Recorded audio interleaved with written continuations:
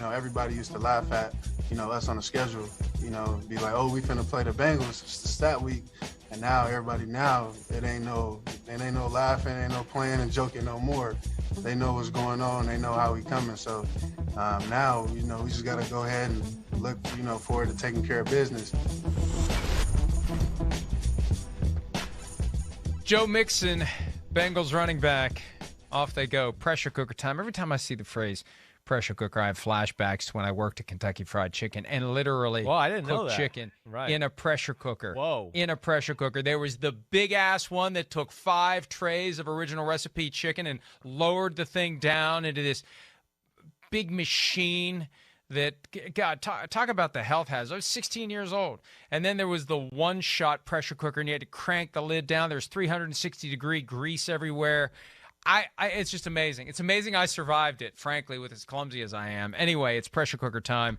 How much pressure do these Bengals feel to end a playoff drought that goes back to January of 1991 when they beat the Oilers, and the following week in the same game that they wrecked Bo Jackson's hip, they lost to the Raiders, the team that comes to town on Saturday? Yeah, right. I can still remember watching that game in the L.A. Coliseum. I mean, they feel pressure because they want to win the playoff game. They know their fans are hungry for a winner.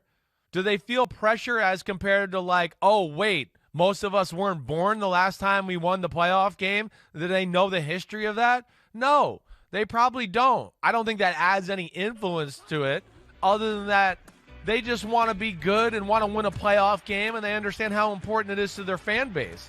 But I don't think it's going to creep into the players' heads or minds in the fact of like, hey, oh man, we feel more pressure because, the organization hasn't won one in 30 years, a playoff game in 30 years. That doesn't go into the players' mindset for these football games. These guys weren't born. Exactly. That's the thing. With the Marvin Lewis Bengals, when they were there every year and they lost every year, I think it was harder for it not to become a thing because every year they were back and every year that pressure grew. It's been 6 years since they've been to the playoffs, and none of the key players on the team were alive. Zach Taylor was a little kid at the time. It doesn't matter to them, and Joe Burrow is not going to let it matter to them. So I think they feel no pressure. This is a new beginning for the franchise. The only thing they have in common is the city in which they play and the uniforms that they wear. Does Rich Bisaccia need to get a win against the Bengals to earn the full-time, permanent as it gets, Raiders head coaching job? Unfortunately, I feel like I'm going to say yes to this. I think he does need the win. I do. I think the win puts a lot of pressure, on Mark Davis and the organization and the fact that, this guy has everything we want. He took us through a really tough time. The team continued to battle. They played well. Our roster's good, but nobody looks at it and goes, oh, wow, the Raiders, unbelievable. And here we are in the playoffs. And he's coached well through it and managed situations the right way to where, again, I wish we weren't having this conversation. I feel like he's already proved he should be the head coach or could be the head coach of the Raiders. But I do feel like the win will solidify it. If they don't win, then I feel like, there could be just justification as, why we don't hire him or we're going to look for some other people and interview him. I think it makes it harder to do that if they win the football game. Golick made the great comment on Monday. Sometimes the right answer is just staring you in the face, and hopefully Mark Davis will realize that what Bisaccia has done merits the opportunity to do it for a year or two. Let's reset. Let's see what happens. It's just 1 year of your life. Maybe this guy's the answer, but if you go out and spend a crap load of money to get a Jim Harbaugh or do whatever else Mark Davis is thinking about doing, you're never going to find out what Rich Bisaccia could have done, and you're going to piss off some guys in that locker room who have become, I think, very attached to and fond of Rich Bisaccia. You can't lose sight of that fact. That especially, and I think distance from what happened Sunday night is only going to make it more obvious that it was such a special night, such a rare occasion. The fact that Bisaccia was the captain of the ship at least merits one more spin. At least one more spin, maybe two for Rich Bisaccia. I hear that, Mike. That's a real thing. I'm sorry. That's a real thing, though. I mean, he's unbelievable that way. And I can really say, out of all the coaches I was with in the NFL, college, whatever, I always say Mike Tomlin was probably the greatest communicator I was around. Rich Bisaccia would be right there as number 2. He's got a great way of talking to the players, making you feel like he really cares about you, but yet can put the hot poker on your butt and say some things to you that'll motivate you to where you don't take it personal and you go, you know what? He's right. I got to get better. He's good that way. He's got the Midas touch when it comes to that type of stuff, and that's where, yeah, I think he's worthy of being a head coach. Sorry to cut you off there.